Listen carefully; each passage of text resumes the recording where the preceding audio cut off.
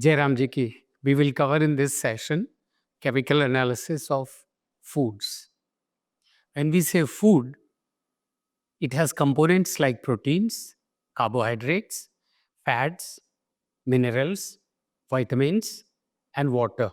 And of course, trace amount of various nutrients. It is a highly complex structure.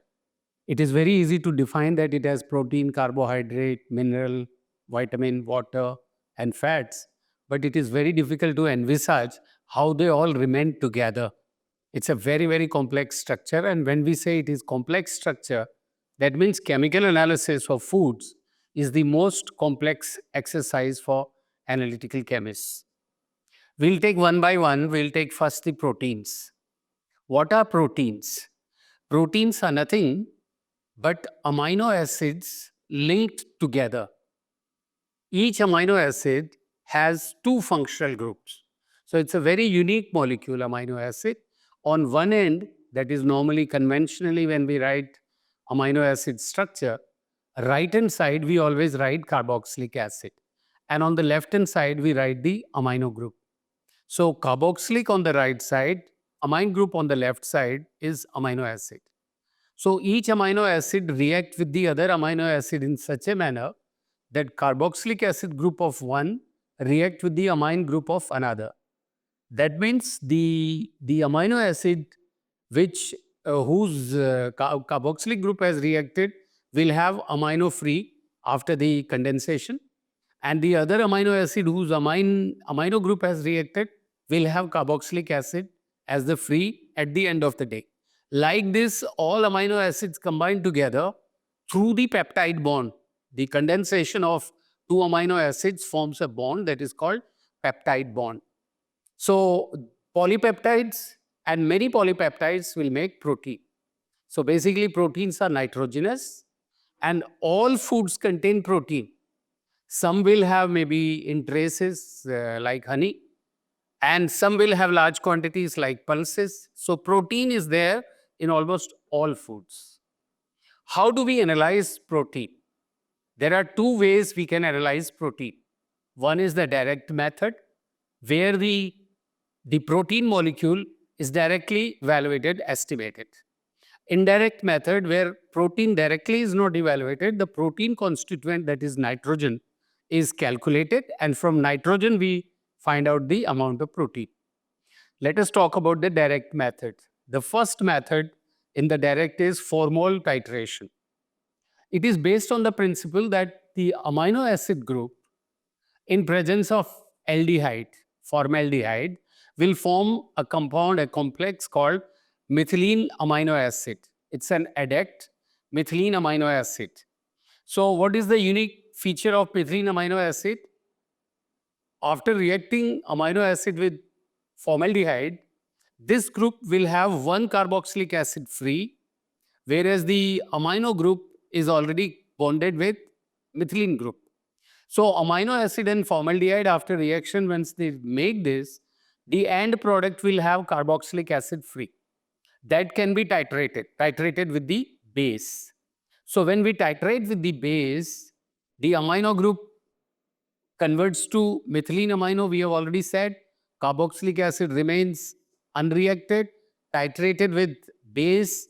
We find out the volume of the titer value of sodium hydroxide used. The formula is very simple. Protein percent is equal to how much sodium hydroxide is consumed. When we are titrating, how many milliliter of sodium hydroxide is consumed. What is the normality of sodium hydroxide multiplied by 9.04. This minus 0.14 factor, you will get nitrogen percent. Now let's see the other method, direct method, is spectroscopic method. In that, there are two methods possible. One is the biurate reaction and the other is the complexation reaction. In the biurate reaction, what we do is we take the solution which has copper 2 plus. Okay. So in copper 2 plus, in presence of alkali, the amino acids will reduce copper 2 plus to copper plus 1. Now copper plus 1 is colored. In the so that we can then by the color we can always by usual UV visible spectroscopy we can determine the content. In complexation, what happens is we use the reagent Folin Chiocalto. Folin Chiocalto reagent is nothing but phosphomolybdate and phosphotungstate.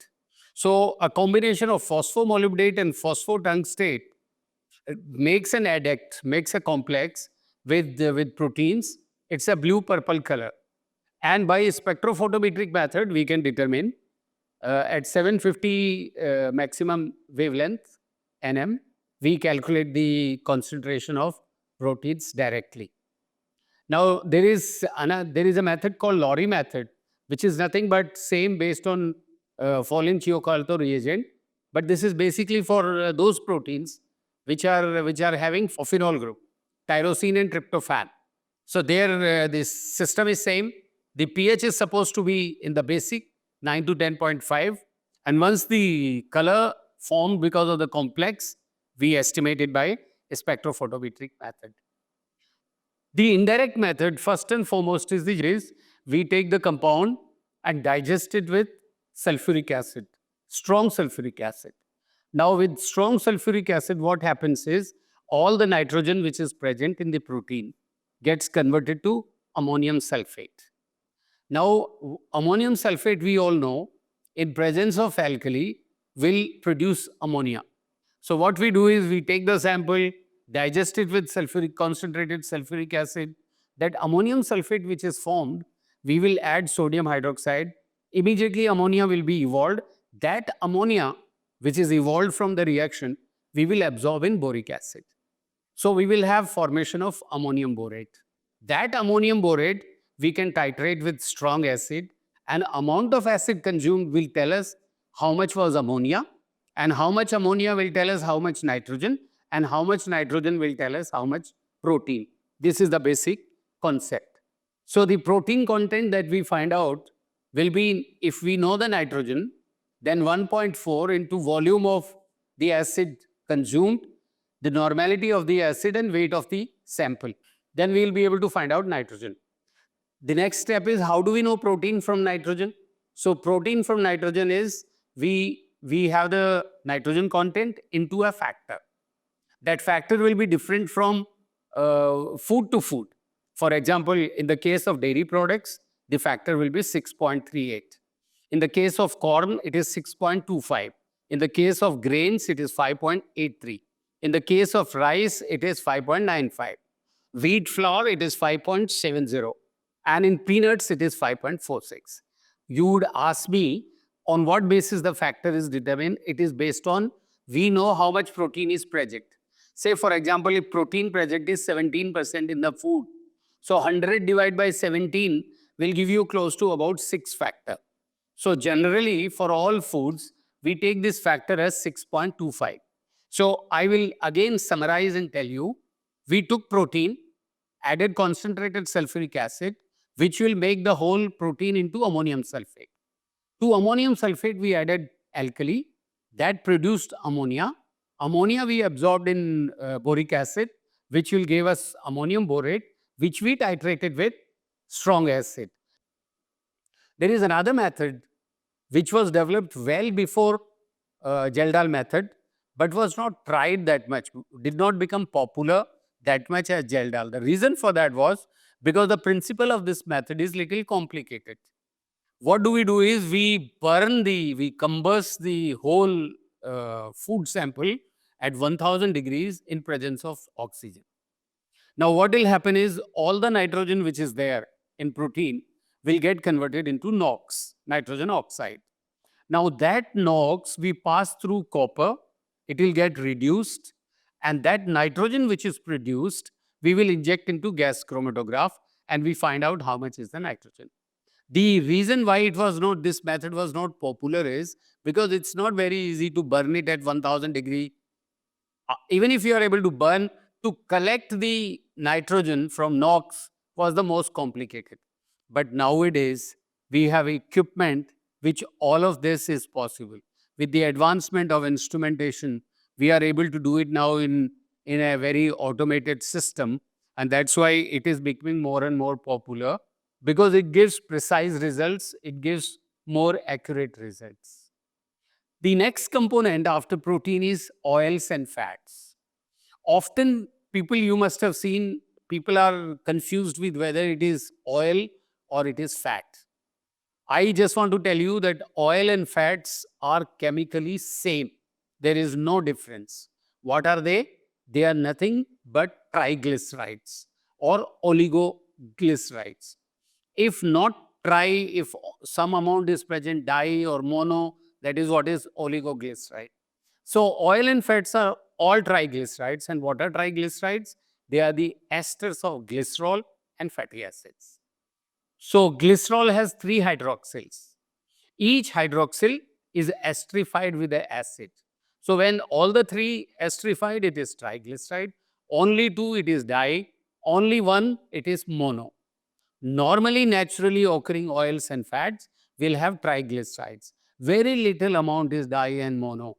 And wherever there is di and mono, because of the photochemical reactions or by due to other natural conditions that are prevailing, there will be free acids as a result of that in the oil and fat, and that is not desirable.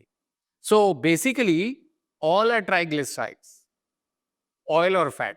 The difference is those products which are solids at room temperature, they are called fats, and those which are free flowing liquid at room temperature are oils. So whenever you listen people calling oil and fats, you must understand they are both same triglycerides. Now, why some are solid, why some are liquid is seen in this picture. You would see here one of the fatty acids which is there in this triglyceride has got 3 double bonds. One has 1 double bond. So if there are more and more double bonds in the structure in the alkyl chain of the fatty acid, then the product will be oil. More the unsaturation, more the liquefied form or oil, and less the unsaturation, it is fat. Basically, fats are completely saturated, like ghee, which is a mix of it, saturated but also has some unsaturated. So basically, we will be analyzing the fat. When we analyze the fat, please understand we say total fat. What do we mean by total fat? Total fat means anything in food products which is soluble in non-polar solvents. Something which is soluble in polar solvents like water, alcohols, is not fat. The fat is supposed to be which is soluble in non-polar materials. So basically, they are triglycerides, phospholipids, they are wax, or they are sterols or minor amount of non-fatty materials, which is oil soluble, which is non-polar soluble. To understand fat, we must understand the different types of fat. The first is total fat. What is total fat? You take your product, hydrolyze it. Why you hydrolyze it? To remove all that other than the fat, like proteins, carbohydrate, you remove. So hydrolyze it, and whatever is left behind, you extract. That will give you the total fat. Total fat means triglycerides as well as other compounds which are non-polar soluble. The free fat is you take the sample and you just extract. So you will get free fat. And if you take the sample, you extract, first you get free fat, then whatever is left behind you hydrolyze, and then you extract, that will give you crude fat. So we have total fat, free fat, and crude fat. And whatever free fat is there will be forming peroxide. So that is, we will discuss a little while later, the peroxide value of the food product. Now, direct solvent extraction will give you the fat content. So extraction in presence of alcohol, I told you, you just take food and just extract it, you will get free fat. Then you add non-polar, co-extract, so you will get fat which is non-polar solvent, and you get total fat there. Alkali hydrolysis method, that is Gottlieb method, Rose-Gottlieb method, where the hydrolysis is done by ammonia. I just told you, you hydrolyze it for the purpose of removing fat, which is combined in the structure of food, removing fat from protein and carbohydrate. So you hydrolyze it. So in the Rose-Gottlieb method, you hydrolyze it with ammonia. You take ammonia and you add alcohol, and at room temperature itself, ammonia dissolves all the protein. Alcohol will precipitate protein and will separate the oil from there. Then you add non-polar solvent and extract fat. So it is very simple. Alkali hydrolysis method, Rose-Gottlieb method. There is another method, that is solubilization extraction. This is for bound fat. I told you the fat which is entrapped in the structure, bound. So you dissolve the sample, and you don't dissolve the sample in just one hydrolysis. You do it in acid for hydrolysis to detach bound fat. So basically, we use hydrochloric acid, take the sample, put hydrochloric acid, and boil it for 30 minutes. So what that does is, it removes, it solubilizes, okay, all that is known fat. It removes the fat from the known fat. So bound fat is released. After that, you do the Soxhlet apparatus, and you do this solid liquid extraction, separate fat, weigh it, and find out this is the solubilization structure, find out the bound fat. What is free fat? As I told you, take the sample, just as extract. Whatever comes in the extraction with the solvent is your free fat. And we express the free fat as percentage or a milli equivalent per gram. We know that the oil and fats are triglycerides. That means all the fatty acid present there should be associated in ester form with glycerol. But it so happens that some of fatty acid remains free. How do we know how much fatty acid content, free fatty acid content is there in foods? For that, what you do is, you do simple extraction with diethyl ether or petroleum ether. They are non-polar solvents. So you collect fat in that, and whatever bound fat is present as free fatty acid in bound form, you do it by extraction with polar solvents like alcohol.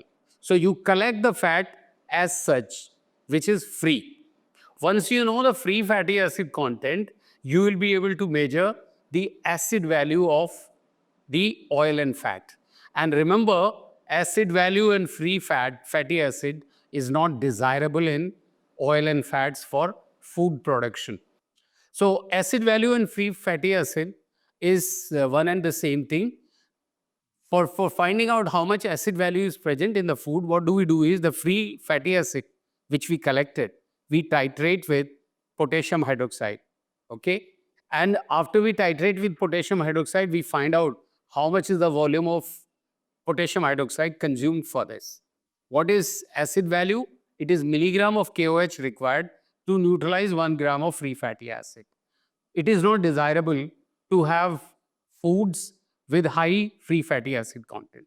The virgin oil, for example, the plant oil like palm oil, like sunflower oil, mustard oil, the value of free fatty acid allowed is less than 4 milligram KOH per gram. In the case of non-virgin, it is 0.6. And how do we calculate the acid value? It is percentage of free fatty acid into 1.99. Now remember, the expression of free fatty acid is, either it is expressed as percentage of oleic acid by weight, or percentage of lauric acid by weight, or ricinoleic acid by weight, or palmitic acid by weight, depending on which oil we are doing it. So if it is as oleic acid by weight, then the formula is 28.2 into volume of the base required, normality of the base divided by W. For example, in coconut oil, we will do it as percentage of lauric acid by weight. So the formula would be 20 into volume of the potassium hydroxide or sodium hydroxide, its normality, divided by weight of the sample. We are talking about the compounds, fat and oils. We must also talk about the volatile oil. There are volatile compounds, volatile oils, which we are supposed to know it. How do we do it? We do it by distillation. So we distill the volatile oil with boiling water, and we condense it in a tube in xylene and measure how much it is. That is the volatile content of oil and fats. One of the properties of oil and fats is melting point. We must remember that oil and fats do not have a sharp melting point. Why they do not have a sharp melting point? Because they are not pure compound. They are the mixture of various triglycerides, or monoglyceride be present also, or diglyceride also might be present. So the melting point actually is basically softening point. Also we call it slip point. How do we do this? We do this by taking the sample in capillary. First we melt the oil and fat. Once it is in liquid form, we make a small column in the capillary and then freeze it, cool it down so that it remains there as in the capillary. We put the capillary in water up to a specified depth and then we raise the temperature. As we raise the temperature, the fat starts melting, softening, and it starts moving up. The temperature at which it starts that, and that is recorded, that is the softening point, slip point, or melting point of fats and oils. There is also a term solid liquid ratio. It is important for products like chocolates. Okay, for example, different chocolates, it is always recommended that you are supposed to keep it at a very low temperature in order to find out at what temperature it will flow, at what temperature it will remain solid. We do solid liquid ratio. This is done by normally in the dilatometer. You take your fat and start raising your temperature with 5-degree intervals. So you raise the temperature and you see how your fat and oil is expanding. Note down the change in volume, plot it with the temperature. So you will find the solid liquid ratio. The best way to do this, the best technique to do this is differential scanning calorimeter, in which the material is put in the pan of DSC and you check the energy involved, because basically when this is happening, this is a phase transfer. So you find out, as I told you, solid liquid ratio is important for foods which are temperature sensitive. So which fat and oil is to be used for which kind of processed food will be based on solid liquid ratio. Differential scanning calorimeter is the best, but then in, NMR, the nuclear magnetic resonance spectroscopy, is the best ultimate technique. But I think the job would be done by the method that I just told you in the dilatometer. It serves the purpose in the food industry. We will talk about the Reichert-Messel RM value of fats and oils. Now, what is this actually? And why do we do this? This value actually helps us determine whether the desi ghee is adulterated or not adulterated. How do we do this?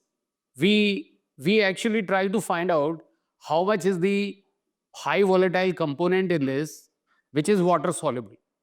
We all know that desi ghee has got unique triglyceride. Unique in the sense that the fatty acid which is there in triglyceride is butyric acid, caproic acid. That's why when we say cow ghee or buffalo ghee, you will see they smell very unique smell. That is because of butyric acid and caproic acid.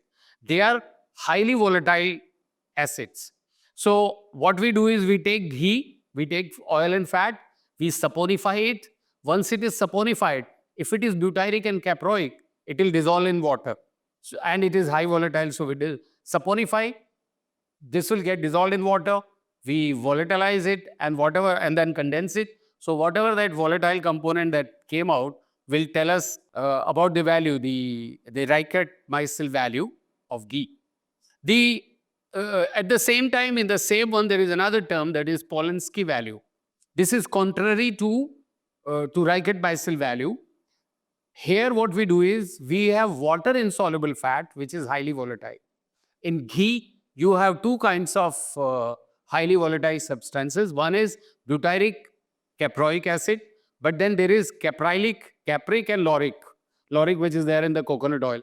So if there is an adulteration in ghee of, say for example, these cheap oils like coconut oil, you will be able to find it by Polanski value.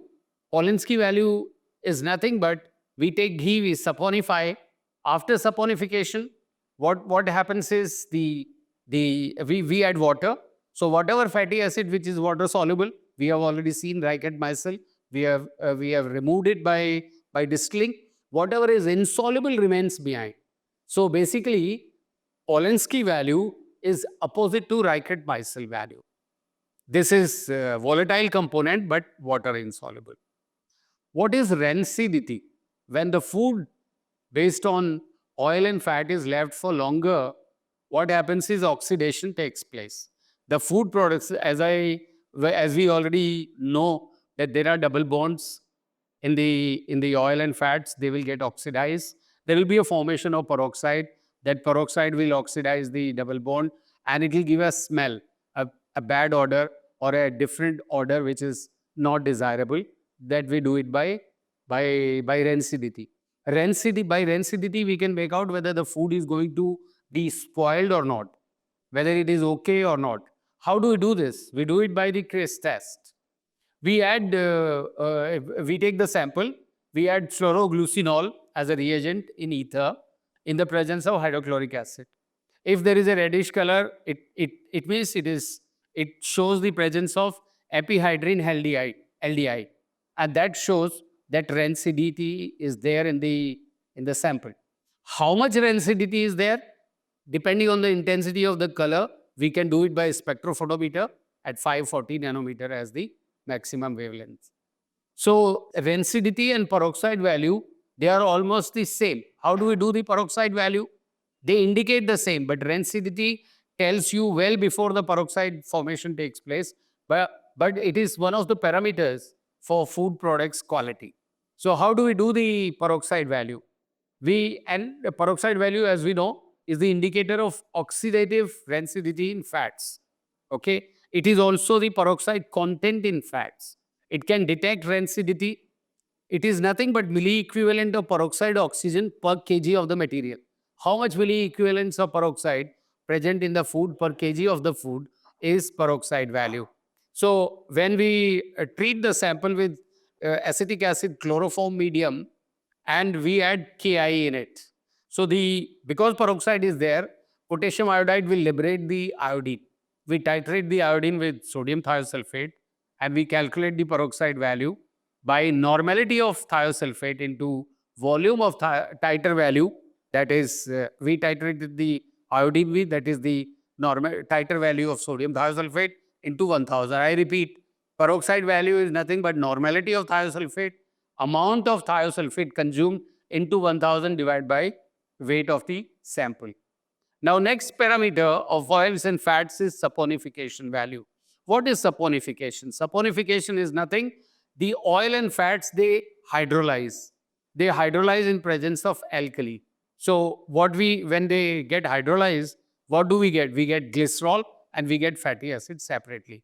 And that is the saponification. So by knowing the sap value, we can determine what type of oil and fat is there. How do we do this? And this is actually nothing but milligram KOH required to saponify 1 gram of oil or fat. How do we do this? We reflux the oil or ghee with a non-excess of alcohol alkali. So when we reflux oil or fat with KOH, that means we are saponifying. It is saponified. Once it is saponified, it forms the glycerol and fatty acid. The total alkali the alkali can be used to find out how much fatty acid is produced. If we know how much fatty acid is produced, we can back calculate how much was the sap value of oil and fat. So we titrate the fatty acid produced along with glycerol with either caustic, sodium hydroxide or potassium hydroxide, and we determine how much is the sap value. Once saponification value is indirectly proportional to molecular weight of fatty acid in fat. So if we know the sap value, we can calculate what is the molecular weight of oil. For example, palm oil, it is 195, coconut oil 258. These are the sap value. Palm oil is 195. So by this formula, 56.1 into 1000 into 3 divided by sap value minus acid value will give you the molecular weight of palm oil. Olive oil, the sap value is 135, coconut oil 258, palm oil 195. When I say 195 sap value, that means it needs 195 milligram of NaOH for 1 gram of palm oil. Or if it is sap value 135, it needs 135 milligram of sodium hydroxide for 1 gram of olive oil. Sodium hydroxide or potassium hydroxide. If it is potassium hydroxide, it is 56.1. If it is sodium hydroxide, then it will be the equivalent weight of sodium hydroxide there instead of 56.1. Unsaponifiable matter. What is unsaponifiable? The matter which we are not able to saponify in oil and fats. We have seen that all fatty matter dissolves in non-polar solvents. The ones which are saponifiable are the oil and fats of triglyceride type, but the others, non-triglyceride sites, are the non-saponifiable matter. So we saponify the matter, and whatever is remaining behind, we know it as unsaponifiable matter. This gives us a parameter to find out the quality of oil and fats. Then there is a term called acetyl value or hydroxyl value. This is nothing but acetylation. If there are free hydroxyls in oil and fats, they will react with acetyl value. They'll react with acetic anhydride. How much anhydride is consumed will tell us how much hydroxyl value is there, and this will tell us how much free alcoholic group is there. We have talked about the fatty acids, fats and oils having the unsaturation. The unsaturation is done by iodine value. Iodine value is nothing but, because we know each double bond will consume one iodine molecule. So iodine value is nothing but iodine in milligram absorbed by 100 gram of oil and fat.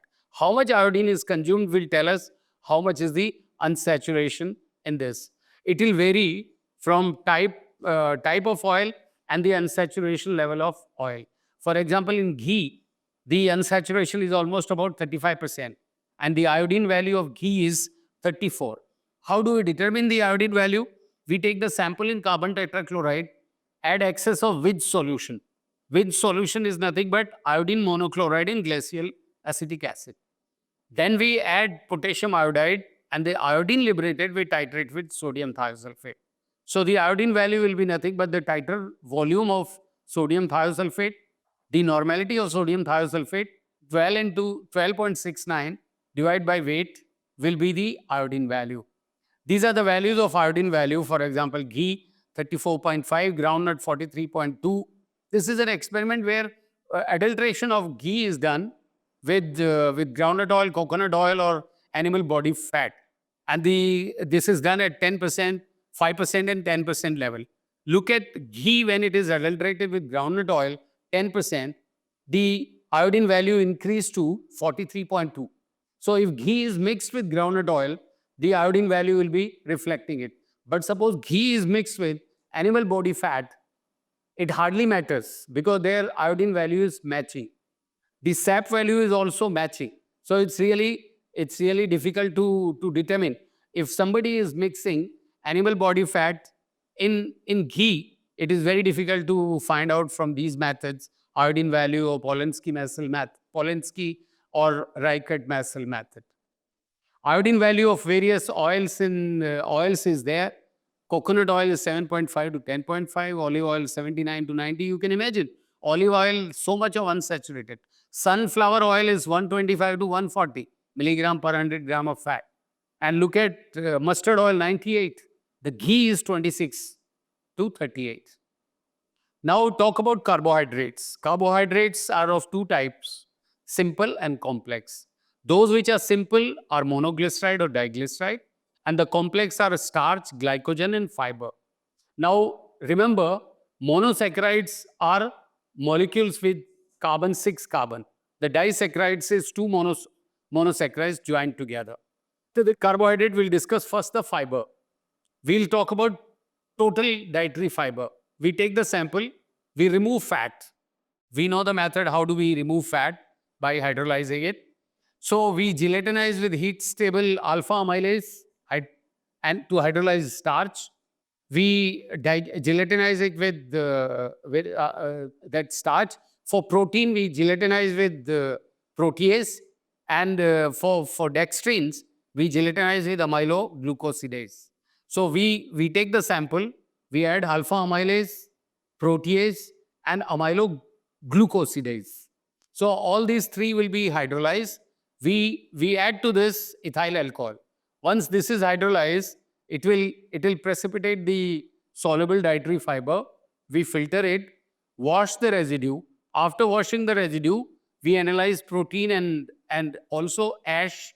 The total dietary fiber will be nothing but insoluble dietary fiber and soluble dietary fiber. I will repeat. Soluble dietary fiber is the one which is dissolved by the protease, amylase, and amyloglucosidase. Just like in our body, the enzymes will digest this. Whatever is digested by them is soluble. Whatever is remaining is insoluble. And combined together is total dietary fiber. See this, I just told you, soluble dietary fiber is by putting these enzymes, hydrolyze them. So weight of the residue minus weight of protein and ash, after all that is solubilization is done, is soluble dietary fiber. Crude fiber and dietary fiber is that after having done gelatinization with all the enzymes, and after all treatments, whatever fiber is remaining is your crude fiber. Let's see. We take macro constituents of food, including remnants, edible plant, cells, polysaccharides, etc., oligosaccharides, wax, cutin. So we take dietary fiber is separated by constituents like enzymatic hydrolysis. Crude fiber is separated by acid and alkali. The difference is crude fiber will not be digested by enzymes, will only be digested by the acid and alkali. How do we differentiate it? We take the food, we digest it with sulfuric acid. So once we digest with sulfuric acid, some of the crude fiber will be removed. The digestion of the food is done with sulfuric acid, followed by digestion with caustic. We collect the residue, and that residue we dry. We ignite it in the muffle furnace, and the weight of the residue we calculate from this. The crude fiber is nothing but the percentage mass W1 minus W2 divided by W. We took the sample. W1 is the dry residue weight, W2 is the ignited residue weight. That tells us how much is the crude fiber. Now let's talk about ash. Ash is nothing but when we burn our food, whatever is remaining behind is the total ash. So we incinerate food, all organic matter will be burnt, all inorganic matter will be left behind. Now inorganic matter can be nutrient, can be adulterant. Now we do several ways of doing the ash analysis depending on the food. The first and foremost is the dry ash. How do we do dry ash? We take the food as such and we burn it at 550 degree and 600 degrees. Whatever remaining behind is dry ash. What is wet ash? We take the food in acid and then filter it. So whatever acid soluble is there will go away, and acid insoluble we burn it and find out the wet ash. Now whatever acid soluble is there, we calculate it for elemental analysis. So to find out how much nutrient is there. What is sulfated ash? When we burn the material dry, some of the metal ions, some of the metal atoms, they get evaporated. For example, lead. Lead is a toxic metal. In food products, it's very dangerous lead residue. So for those kind of foods, especially herbs and spices, the regulators insist that we do sulfated ash. How do we do sulfated ash? We take food, put it in sulfuric acid, treat with sulfuric acid. All the ash will be converted as sulfated ash. You burn it and find out how much is ash. That is your sulfated ash. Acid insoluble ash is nothing but like wet ash. When we were doing wet ash, put the food in acids. Whatever is dissolved in acid, separate it. Remaining residue is acid insoluble ash. Now let's talk about the sugars. There are two types of sugars, reducing sugar and non-reducing sugar. As you see it in this structure, there are 6 carbon atoms and there are 5 hydroxyls, and at the end of the day on the 6th one there is aldehyde group. Aldehyde groups have a capacity to actually reduce Fehling solution, which is copper sulfate. So Fehling solution is, if it is reduced, it will give a color. So to find out how much reducing sugar and how much non-reducing sugar, this is the test. The method is Lane and Anon test. And how do we do this? What basically we do is we take the sample, we take methylene blue as the indicator and add this Fehling solution. The color is there, and that color we determine spectrophotometrically. Now remember, all monosaccharides are reducing sugar. Why they are reducing sugar? Because they have aldehyde group free. But when one monosaccharide attaches with another monosaccharide and makes disaccharide, then it forms two types of sugar. One reducing sugar, the other one is non-reducing sugar. Now let us take, for example, lactose. Lactose is a reducing sugar. For example, in lactose, we have galactose and glucose. You have the aldehyde free there. So this is one sugar, it is reducing sugar. But there are 4 or 5 sugars which are non-reducing sugar. Why they are non-reducing? You see the structure of glucopyranose. Here on the first carbon, there is hydroxyl on the anomeric carbon in the lower plane, and the aldehyde on the upper side is available for reduction. The non-reducing sugars are sucrose, trehalose, raffinose, stachyose, verbascose. These non-reducing sugar don't have a free aldehyde group. Say for example maltose. Maltose is a reducing sugar because the aldehyde group is there. There the disaccharide chain opens up when we put it along with the reagent. In the case of non-reducing, it does not open up. It remains intact. Let us see how do we determine the reducing and non-reducing sugar. We take the food sample. First, we clarify the sample by clarifying agent like lead acetate and lead oxalate. Filter it, we get the filtrate. In the filtrate, we add phenol solution and concentrated sulfuric acid. We get the color, and that color we measure by UV spectrophotometer at 490 nanometer to find out how much is the strength. So that will give you the reducing sugar.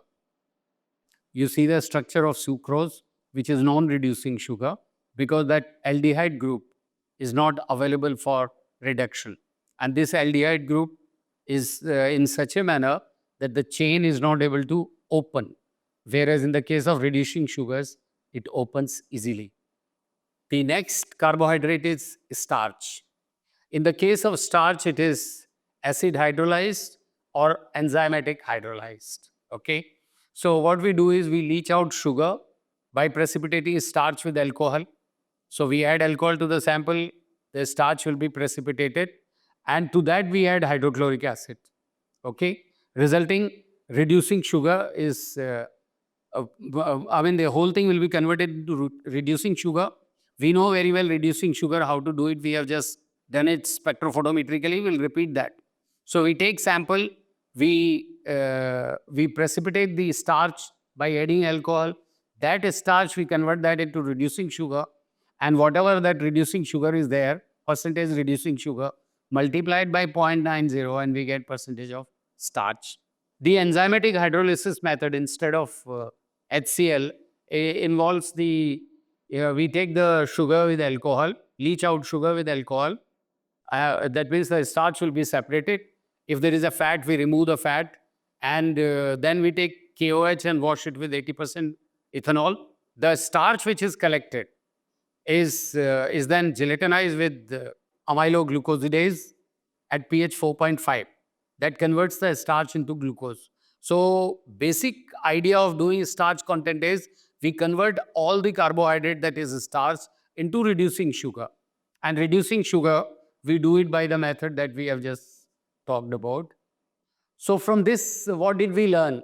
We learn what is protein, how do we determine protein, what are the direct and indirect methods of doing protein.